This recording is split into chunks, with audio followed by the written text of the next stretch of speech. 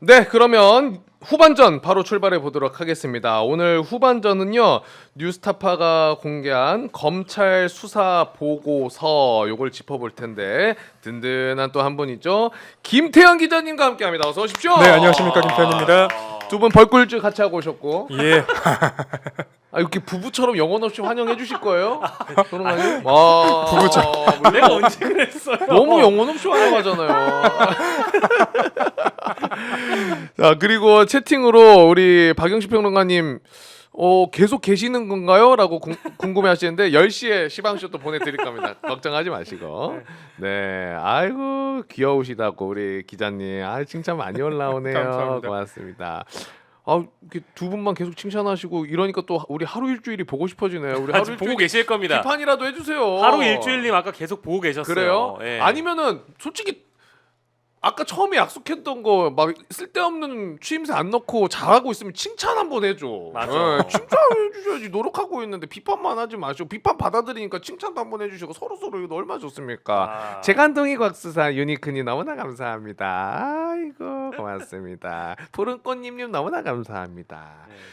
갈 길이 바쁘니까 네. 그럼 바로 이 수사 보고서 이야기를 나눠보도록 할 텐데 그 전에 우리 기자님은 박정훈 대령의 오늘 무죄 판결 마찬가지로 기분 좋게 보셨을 것 같아요. 어떠셨습니까? 그럼요. 오늘 이제 판결 내용들 중에 음. 앞으로 경호처나 아니면 이제 각종 수사팀, 군검찰이라든가 이렇게 관계자들이 아주 섬찟할 만한 내용들도 있었죠. 맞아. 예를 들면 재판부가 윗선을 언급했어요. 그러니까 이게 지금 이제 수사 외압 부분은 판결에 안 들어갔는데 혐의 안 들어간 부분인데 윗선을 언급해서 향후에 이제 윗선을 찾아내야 되는 그러니까 앞으로 수사가 가능해진다는 얘기가 되는 거고 그리고 다른 하나는 군검찰이 수사 외압 부분을 왜 제대로 수사 안 했는지도 짚었거든요. 그러니까 이 부분은 만약에 이 최상병 특검이 출범하거나 아니면 이제 공수처가 지금 멈춰 있지만 수사를 하게 된다면 이런 부분은 군검찰이 누구한테 또 외압을 받았는지 왜 이 사건을 제대로 수사 안 했는지까지도 밝혀질 부분입니다. 군 검찰이 수사 외압 부분은 제대로 수사를 안 했다. 수사를 안 했다. 그걸 법원이 짚었습니다.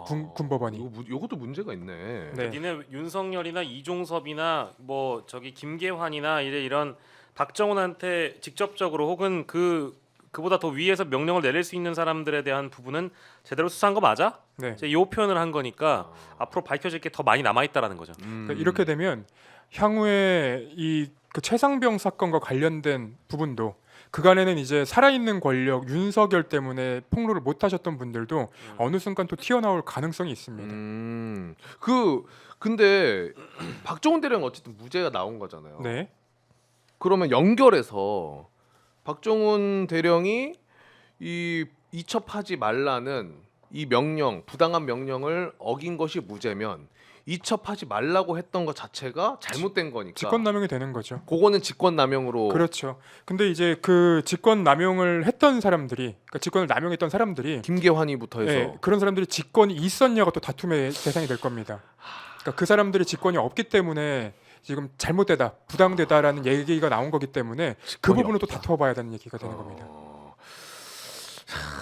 요 VIP 경로설 우리가 얘기를 많이 했었기 때문에 윤석열의 경로잖아요 이게. 네. 그리고 이종섭한테 전화했던 02800-7070 요것도 근데 이제 계속 수사. 그러니까 이거는 그럼 특검이 들어가야 밝혀지는 거예요 어쨌든 최상병 특검이. 아니 사실 들어가야? 이게 밝혀지지 않을 이유가 없어요.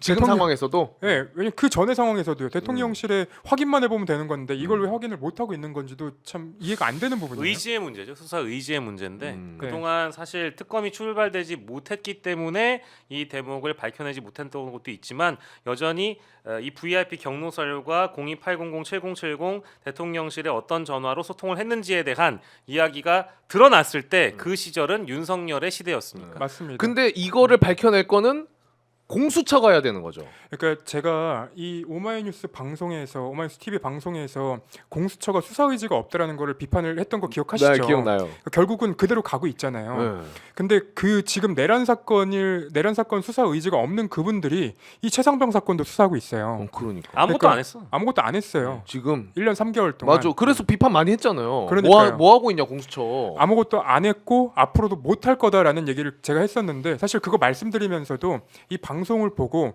그렇게 안 하길 바래서 그렇게 말씀을 드렸던 거예요. 내가 틀리길 바라면서. 네, 근데 그렇게 될 것이 너무 분명했기 때문에 근데 그렇게 되고 있다는 게 사실 전 좀 통탄스러운 일이고 그리고 이게 왜 밝혀져야 될 일들이 왜 못 밝혀지고 있는지도 저는 너무 답답합니다, 사실. 그 공수처가 이번에 윤석열을 잡아오잖아요. 만약에 잡아오면 공수처가 조사를 하고 결국엔 또 검찰에 넘겨줘야 되잖아요. 네. 그러면 검찰한테 윤석열을 넘겨주는 순간 공수처 일은 끝나는 거죠? 아니 사실 그 공수처가 윤석열을 조사할 필요도 없어요.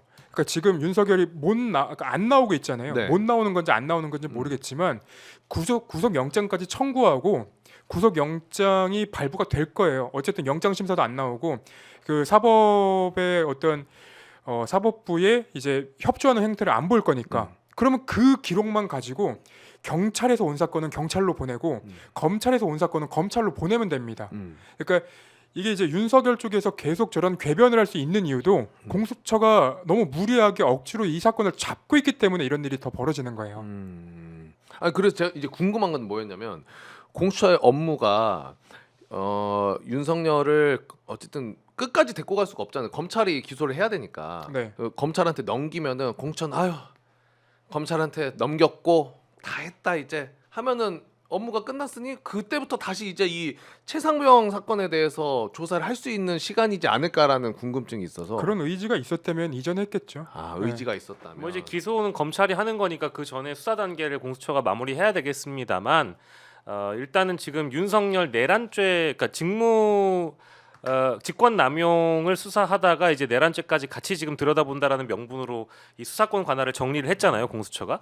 근데 이제 공수처가 수사를 10일을 하고 나머지 10일은 이제 넘어가게 되어 있다 보니까 이제 그것까지 포함을 해본다고 한다면 뭐 공수처는 시간이 많이 부족한 셈이죠. 그래서 이 최혜병 관련된 문제는 사실 의지만 있다면 앞서서서 했어야 됐다라는 그 그렇죠. 당위성을 저희가 강조드린 거고 차후에도 얼마든지 수사가 가능한데 중요한 건 특검이 들어가게 되면 범위 자체가 굉장히 넓어서요. 네. 이것까지 같이 들여다볼 수 있을 가능성도 무지 크다고 봐야 되겠죠. 아. 그러니까 저는 특검이 출범하게 되면 왜 공수처가 수사를 여태까지 제대로 못했는지 민기적 됐는지까지도 전 수사 범위에 들어가야 된다고 봅니다. 아 공수처의 민기적거림도 네.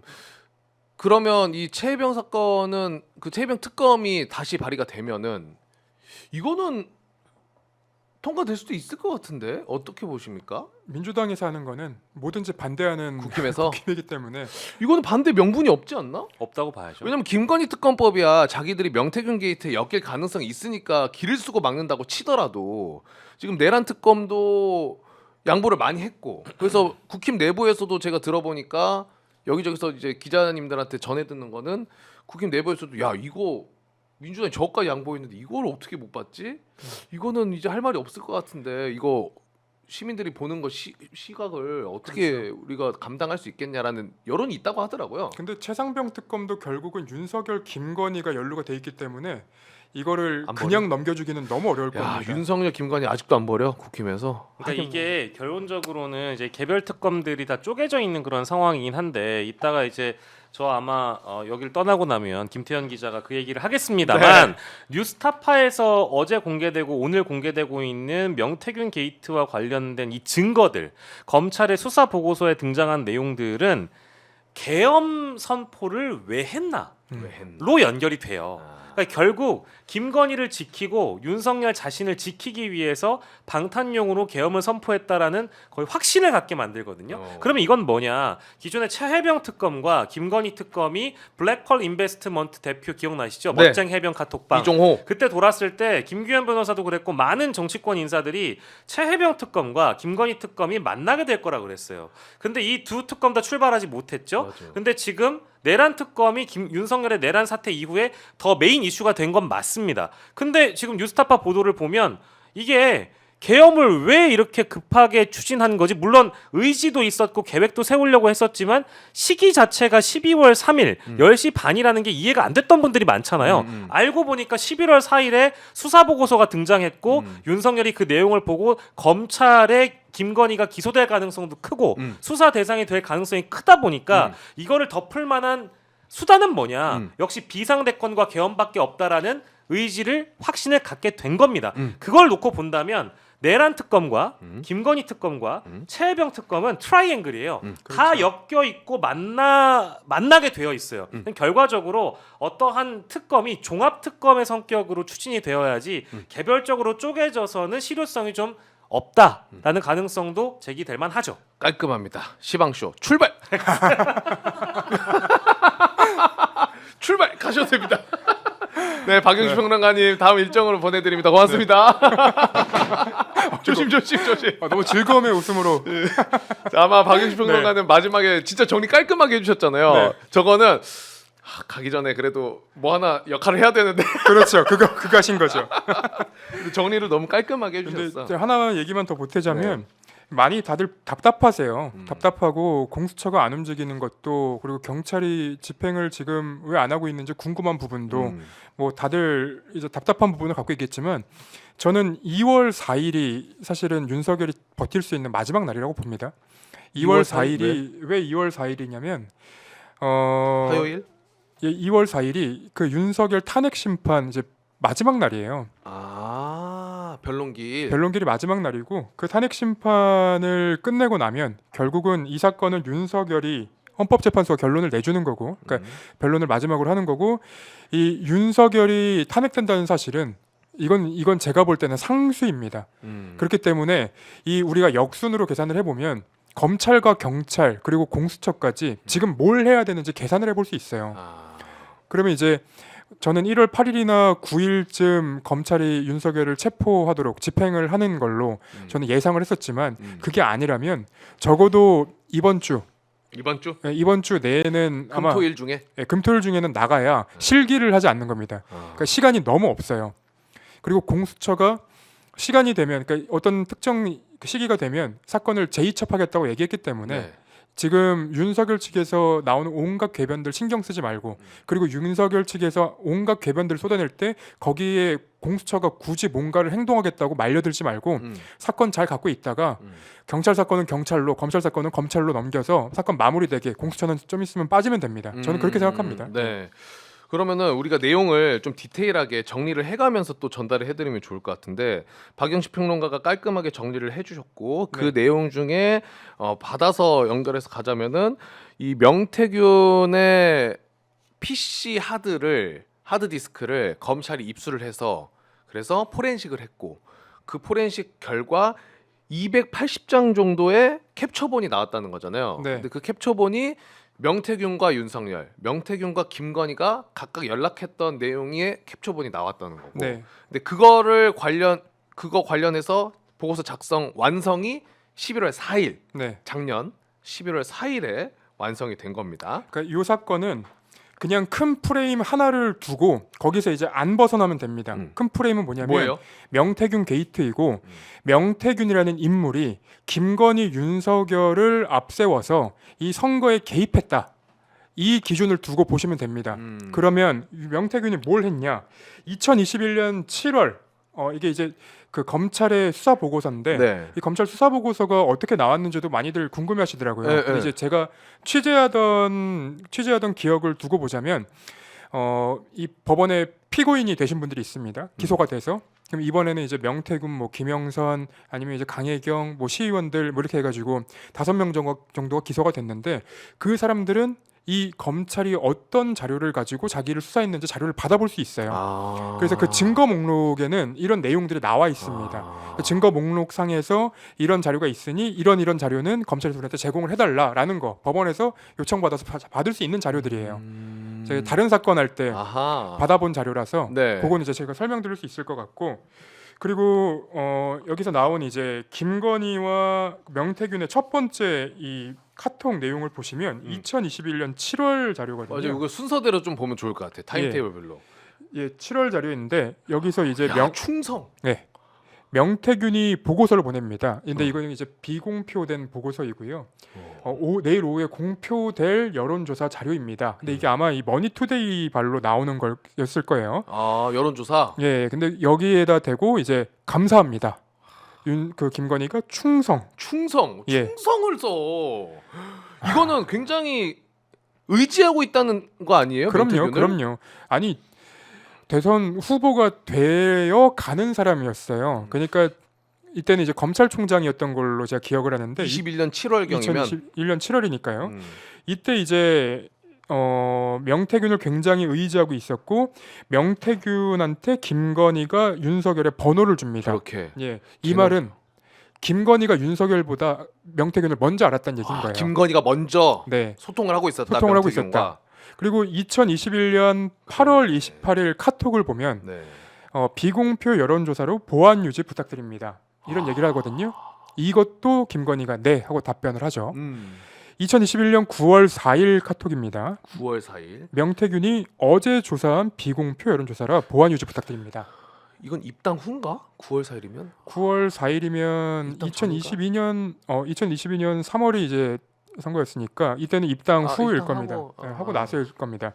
그래서 이 내용들만 두고 보자면 김건희가 이 내용들을 받아서 윤석열과 이제 나눴을 것으로 보이는 그런 이제 정보를 공유했을 것으로 보이는 그런 정황들이 검찰의 수사 자료에 나와 있다는 거예요. 근데 이 수사 자료라는 것은 그 당시 수사하는 검사, 부장 검사장한테까지도 이렇게 보고가 되는 거거든요. 네. 그래서 이건 이제 그냥 이 카톡 내용만 보고 얘기하는 게 아니라 누군가의 증언 그리고 정황, 증거 이런 것들이 아울러져서 보고서로 올라갑니다. 그래서 제가 예전에 검언유착을 취재할 때 그러니까 고발 사주까지 이어지는 그 취재를 할 때 제가 채널A 그 기자들이 어떻게 이 내용들을 숨겼는지 단톡방을 제가 다 구했던 적도 있어요. 아 그래요? 그래서 그게 보도가 된 적도 있었습니다. 거기서 대머리가 나오는 겁니다. 거기서 나오는 겁니다. 그게 제가 취재했던. 아 그래요? 네. 야, 나 처음 알았네. 왜 그 자랑을 안 해요? 이거 뭐 자랑합니까? 기자가 맨날 하는 일인데. 아 그래도 되게 중요한 일 하셨네. 그래서 그 이제 한동훈 씨가 이제 그 요즘은 극우 유튜버들한테 이제 한 가발 한 뚜껑이라고 욕을 욕 엄청 장난을 먹잖아요. 조롱을 받는 게 실은 제가 취재했던 것 때문에 그렇게 됐던 겁니다. 하여튼 뭐 그런 네. 거고. 그리고 이제 2021년 10월자로 넘어가 보면 10월. 예, 윤석열과 이제 명태균이 직접 연락한 것으로 보이는 이 카카오톡 내용도 나오는데 21년 10월. 맞습니다. 네. 맞습니다. 명태균이 이 강혜경 씨랑 전화 통화를 할 때 이런 얘기를 해요. 내일은 윤 쪽에서 조사할 건데. 그거 먼저 보여주세요. 네. 요건 이제 우리가 요거 말고 이거 말고 강혜경 씨와의 대화. 예, 통화 내용이고요. 네. 예, 여기 보면은 윤 쪽. 윤석열 캠프인지 윤석열 측인지 뭐 정확하게 윤석열 쪽인지 윤석열인지 김건희인지 윤석열 캠프인지는 명확하진 않지만 윤 쪽에서 이제 올 것으로 보인다라는 이제 얘기가 나오는 거고요. 실제로 그 다음 날 이 통화는 이제 전화는 10월 20일에 한 거고 내일쯤 이제 연락이 올 거라고 하잖아요. 조사할 건데라고 하는데 10월 20일에 윤석열과 명태균이 또 텔레그램 메시지를 주고받습니다. 그러니까요. 하필 딱 다음 날에 진짜. 맞습니다. 그래서 명태균이 비공표 여론조사라면서 보내주면서 보안 유지 부탁드립니다 하고 그래요라고 답장까지 하네. 맞습니다. 윤석열이 그렇죠? 예. 그리고 이게 지금 당내 경선 책임당원 안심번호 5천여 명 여론조사다. 네. 이렇게 이야기도 하고요. 그래서 다음 텔레그램 메시지를 보면 이런 얘기가 있어요. 이 홍 쪽으로 가는 거 아니야? 홍 쪽으로 가는 거 아니야?라는 이제 윤석열의 발언이 있거든요. 그래서 안 그래도 이걸 좀 기자님한테 여쭤보고 싶었는데 요 파트가 윤석열이 굉장히 이게 불법적인 내용을 알고 있었던 거 아니냐라는 의혹이 있는데 전 좀 어렵더라고요. 네. 요거를 조금 해석을 해주실 수가 있어요? 어떤 점 때문에 그렇게 보는지? 그러니까 이게 이제 텔레그램에서 명태균이 하는 얘기에 윤석열이 이재명을 선택한 11%, 그러니까 이 여론조사에서 이재명을 선택한 11%는 이중 당적자일 수 있다. 그렇기 때문에 최소한 6만 명 정도가 이중 당적자로 보인다고 또 명태균이 얘기를 하거든요. 그러니까 그 말인즉슨 민주당원, 국힘당원 두 개 다 갖고 있는 사람일 수도 있다. 11%가. 그렇죠. 이중 당적이라고 하니까요. 근데 이놈들이 홍 쪽으로 가는 거 아니야?라고 이제 윤석열이 물어보니까 윤석열의 그 이제 질문에 대해서 뭐 명태균이 대답을 하죠. 근데 이 말은 이 사람들이 이 지금 여론조사를 한 사람들이 누구인지 이 표본을 갖고 조사를 했기 때문에 명태균은 이에 대해서 명확하게 대답도 할 수 있는 거고 그때 이제 요 자료들이 이용이 됐을 가능성이 있다라는 거를 지금 저희가 볼 수 있는 거예요. 표본 그러니까 책임당원 명단을 갖고 있다는 그러니까 책임 그 당원 명부를 명태균도 이제 갖고 있다는 건데 갖고 있고 그리고 이제 윤석열 쪽에서는 이 그러니까 책임 당원 명단을 갖고 있었고 그게 이제 명태균 쪽에서는 왜 갔는지 뭐 홍준표 쪽에서 갔다는 얘기가 있었지만 아무튼 그런 내용들을 바탕으로 본다면 이 명단을 가지고 이런 대화를 나눴다고 저희가 유추할 수 있는 거죠. 그런데 어쨌든 단순하게만 생각해도 윤석열이랑 김건희가 명태균한테 여론조사 받았고 네, 그거는 이제 팩트로 나오고 있는 거잖아요. 맞습니다. 그런데 윤석열 쪽에서 지금 명태균이나 미래한국연구소 이쪽에 돈이 간 게 없잖아요. 비용 지불한 게. 그렇죠. 비용을 지불한 것도 없고 응. 그리고 이게 제가 사실 그 말씀도 중요하지만 더 중요한 게 뭐냐면 제가 이 사건의 가장 큰 프레임은 명태균이 윤석열과 김건희를 앞세워서 그 선거에 개입했다라는 거를 말씀을 드렸잖아요. 선거에 개입했다. 예. 네. 이 부분이 어떻게 또 나오냐? 캠프의 관계자들을 이제 임명하는 캠프의 관계자들을 영입하는 그 과정에도 명태균이 개입한 것으로 보이는 내용들이 있습니다. 그 다음 사진을 한번 보여주시면 좋을 것 같은데. 사진 또 있어요? 예. 아니 그게 아니고요. 요게 이제 그 사람들 누구 임명하면 된다. 뭐 선관위 예. 이거 새로운 오늘 저녁에 나온 거구나. 예, 이게 이제 2021년 9월 17자. 이거 설명 좀 해주시면 안 돼요? 그러니까 명태균이 총장님께서 윤석열이겠죠? 윤석열이죠. 물어보신 임태희 실장은 경제 관료로서 인맥도 상당히 넓고 국가 비전 정책도 있으며 무엇보다 인품이 온유하고 포용적이어서 초기에 중책을 맡긴 아주 좋습니다. 그러면서 라인업을 짜주네요. 총괄 공동 본부장 어. 주호영, 윤상현, 김태호, 나경원 그리고 비서실장의 박완수까지. 그러니까 이 선거 캠프를 꾸림에 있어서 명태균의 입김이 들어갔다는 거예요. 이걸 누구한테 보낸 거예요, 명태균이? 이걸 윤석열한테 이제 보낸 카톡인 거죠. 명태균이? 네. 죄송합니다. 김건희에게 보내는. 네. 김건희한테. 그렇습니다. 그게 더 문제네. 김건희한테 저걸 보냈다고? 그러니까 초반부터 저희가 얘기했던 게 그 권한이 없는 사람들끼리 권한을 가지고 그러네요. 이 선거에 개입했다는 게 이 사건의 본질이고 핵심인 거예요. 그러니까 이 사건의 보도가 너무 많이 나왔기 때문에 헷갈릴 수 있는데 이 사건은 명태균, 윤석열, 김건희, 특히나 이제 명태균과 김건희 권한 없는 사람들의 선거 개입이 이제 제일 중요한 부분인 거예요. 그러겠네. 그거를 놓치지 않으면 어떤 기사를 보더라도 다 흡수가 됩니다. 지금 너무 많이 나오니까 좀 이제 헷갈리는 부분이 있는데 요 핵심을 정리하자면 이런 부분인 거예요. 그러면은 여론 조작 개입에도 윤석열, 김건희, 명태균이 또 함께했다라는 것도 되잖아요. 그렇죠. 명태균의 여론 조사가 잘못된 게 너무 많으니까. 비공표 여론 조사에다가 그리고 이제 좀 약간 왜곡된 조사였으니까요.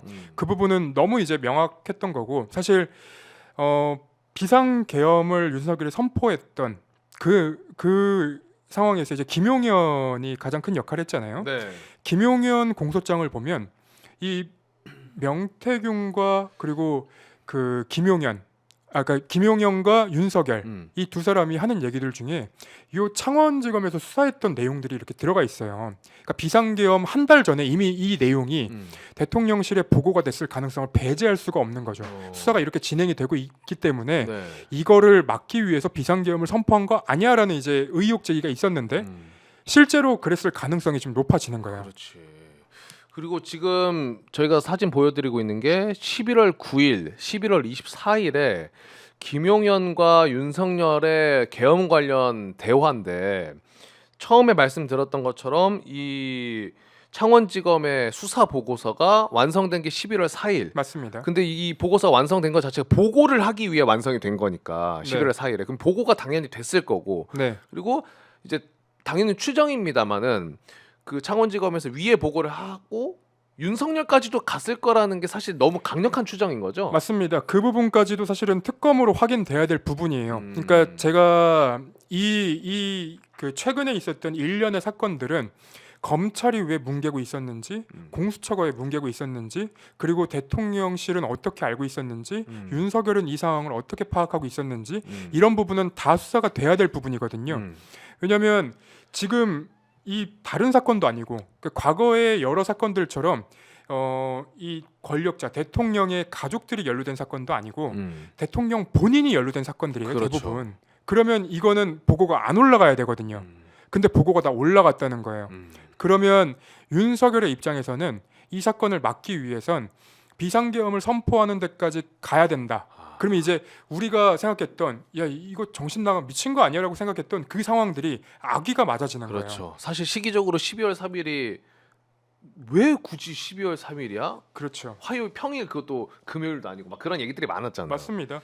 그리고 지금 윤석열이 하는 얘기들이 그러니까 윤석열 측부터 해서 이제 윤석열 하는 얘기들이 대부분 궤변입니다. 궤변이고 윤석열이 했던 얘기들 중에 거짓말이 너무 많아요. 맞아요. 그 중에 하나가 뭐냐면 윤석열이 작년 11월 7일에 대국민 담화를 하거든요. 아 맞아 기억납니다. 대국민 기자회견 뭐 해가지고 질문 받고 하잖아요. 맞습니다. 근데 이제 명태균과 경선 막바지에 연락을 단절했다 이런 얘기를 해요. 그러니까 그 선을 넘는 뭐 발언을 했다 뭐 이런 얘기를 하거든요. 당내 경선 막바지에. 맞습니다. 그쵸? 근데 이 선을 넘는 그 발언이 뭔지도 아까 이제 JTBC 단독으로 나왔는데 네. 임기 단축 개헌을 하자는 거예요. 윤석열한테. 그래서 명태균이 예. 그래서 윤석열이 나는 왜 5년 하면 안 돼라고 해서 싸움이 됐다는 거예요. 아 다른 사람은 다 5년 하는데 아 그러네요. 이 보도 보니까 네. 명태균이 임기 2년 후에 개헌해라라고 하니까 다른 사람은 5년씩 하는데 왜 나는 5년 못해? 라면서 크게 화를 냈다. 그러니까요.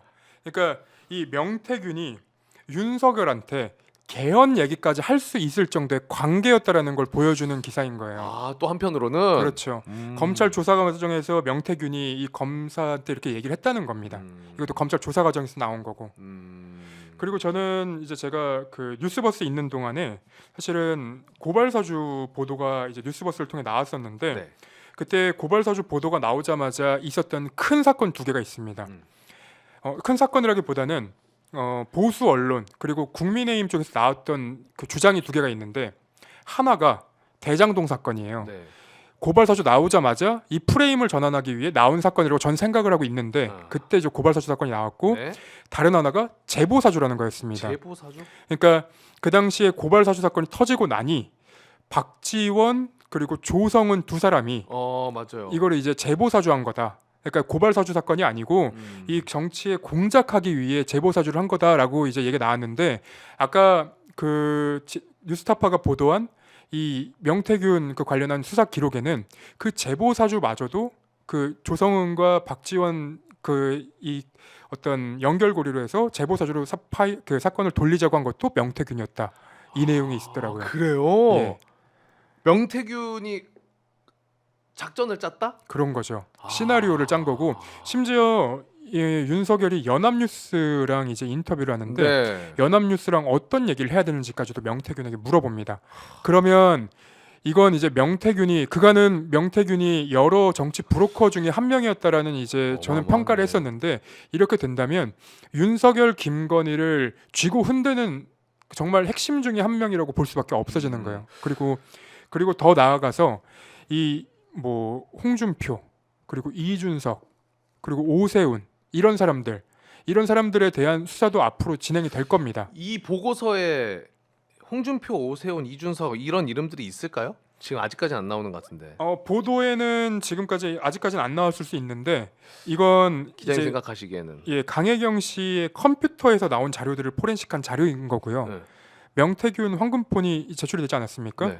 명태균 황금폰에선 그러니까 원래 이제 이 수사 기록을 보면 수사 보고서를 보면 핸드폰을 포렌식을 해가지고 이게 이제 카카오톡 내용이나 텔레그램 내용으로 안 나와요. 글자 텍스트만 이렇게 줄줄 나오는데 그렇죠. 이 명태균이 이걸 전부 다 사진 파일로 저장을 해놨기 때문에 한 240장 정도가 사진으로 공개가 된 거예요. 280장 정도? 맞습니다. 280장 정도가. 근데 이게 핸드폰으로 다시 이제 포렌식이 돼서 나온다면 이것보다 앞뒤에 디테일한 내용들이 더 나오죠. 더 나올 것이다. 그러니까 저는 사진을 280장 정도를 저장을 했다고 하는데 사실 그 공개된 사진들만 보면 이게 왜 중요한 거야? 라는 게 너무 많았거든요. 이걸 도대체 무슨 기준으로 저장을 한 거지? 근데 제가 볼 때는 명태균 씨는 과시욕이 좀 있는 사람이잖아요. 맞아요. 그러니까 우리가 이제 연애 초반에 그 여자친구랑 이제 톡을 하다 보면은 별거 아닌데 기분 좋은 것들 있잖아요. 그런 거 캡처하는 것처럼 낭만적이네. 명태균이 김건희가 나한테 충성. 신나한 거야. 이거 너 내 마음에 이건 거야. 연애 초반에 사랑에 처음 본 것처럼. 그런 것처럼 카톡으로 충성. 야, 감사합니다. 비유 좋다. 이런 것처럼 정말 기준 없이 그냥 저장을 해놓은 거예요. 근데 이거 말고 더 맥락이 중요한 것들이 있을 겁니다. 맞아요. 네, 더 나올 거고요. 나 이거 공감됩니다. 왜냐면 제가 매불쇼 할 때 네. 체육 선배한테 처음 칭찬받은 카톡 캡처해놨거든. 아. 기분 좋아가지고. 남들이 보면 별거 아니거든요. 별거 아니죠. 야 공감되네요. 네. 그럼 이제 제일 중요한 건 윤석열도 당연히 윤석열인데 김건희까지도 이게 지금 제대로 계속해서 밝혀지면은 수사가 들어갈 수밖에 없는 상황으로 볼 수 있는 거죠. 이미 수사가 들어갔어야죠. 그러니까 김건희와 들어갔어야 된다. 윤석열의 텔레그램, 카카오톡 내용이 이렇게 수사 보고서로 올라갈 정도였는데 사건이 제대로 수사가 안 되고 있다는 건, 그러니까 조사를 안 하고 있다는 건 우리가 의심했던 것처럼 이 중간선에서 끊으려고 했던 거 아니냐 이런 의심도 가능한 거예요. 왜냐하면 저도 공감하는 게 지금 이 문서 보고서가 검찰에서 11월 4일에 완성이 됐다면서요. 맞습니다. 네, 그러면은 계엄 전까지 들고 있었던 거 아닙니까? 그렇죠. 이게 완성이 됐으면 바로 수사로 전환할 수 있는 거잖아요. 네, 그러니까 이 만약에 수사를 빨리 해서 윤석열과 김건희를 잡아들이는 제스처 비슷한 거라도 했다면 오히려 계엄까지 안 갈 수도 있었어요.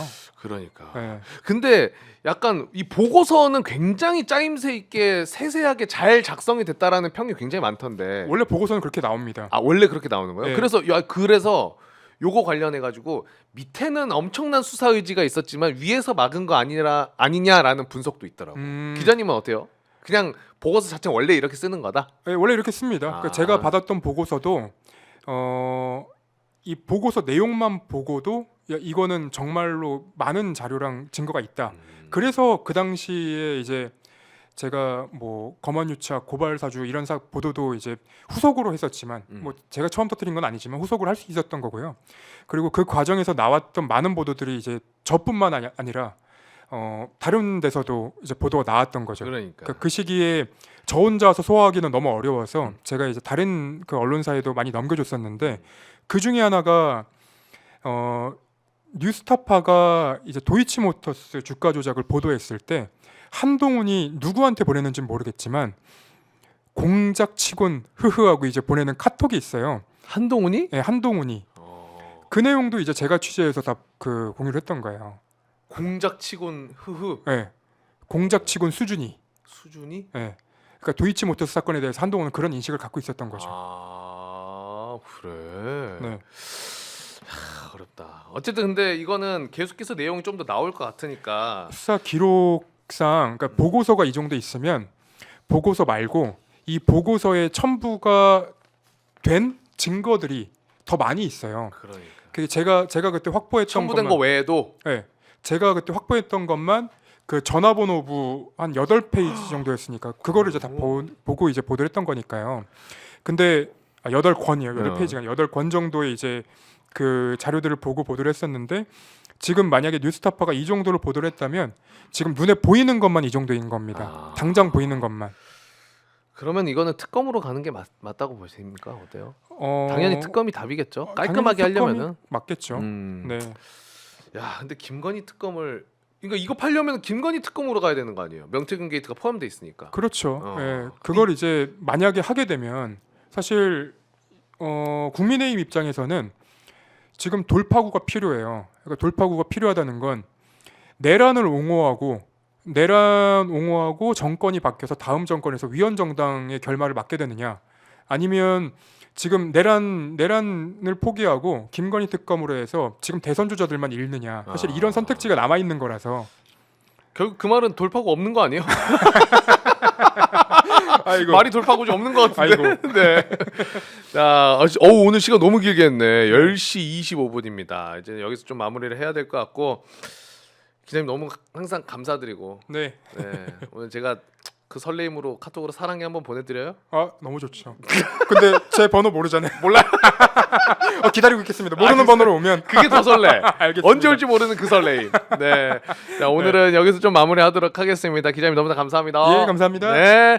자 오늘 늦은 시간까지 함께해주신 많은 분들 진짜 진심으로 감사드리고 저희는 내일 저녁 9시에도 여지없이 생방송으로 찾아오도록 하겠습니다. 끝까지 함께해주신 미연님, 늘푸른 소나무, 버기블랙, 카르페디엠, 그다음에 미니님, 제발 그만님, 브리슬콘님 등등 유빈님까지 너무나 감사드리고 저희 내일 저녁 9시 찾아올게요. 함께해주신 여러분 힘내시고 내일 뵙겠습니다. 고맙습니다.